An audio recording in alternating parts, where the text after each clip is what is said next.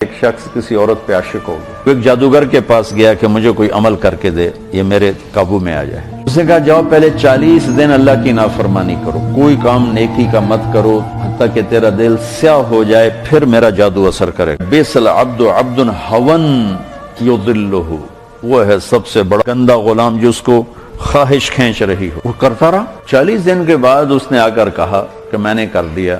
اس نے عمل کیا، اثر نہیں ہوا۔ وہ کہنے لگا مجھے تو نہ خدا ہے ملا نہ وصال صنم، میرے تو دو میں گلنا گئی ہیں، تو میرے نال کی کیتا ہے؟ وہ کہنے لگا ادھر بیٹھ جا، سوچ 40 دن میں کوئی نیک کام کیا؟ کہنے لگا کوئی نہیں کیا۔ کہ میں نہیں مانتا، یہ ہو ہی نہیں سکتا۔ کہنے لگا اور تو کچھ بھی یاد نہیں، جا رہا تھا راستے میں پتھر پڑا تھا، میں نے ایک طرف کر دیا، کسی کو ٹھوک کرنے لگی تو جادوگر کی ہائے نکلی کہ لعنت ہے تجھ پر کہ تو ایسے کریم رب کا نافرمان ہونا چاہتا ہے جس نے ایک چھوٹی سی نیکی پر تیرے ایمان کو سلامت رکھا۔ تو توبہ کر اور میں کلمہ پڑھتا ہوں۔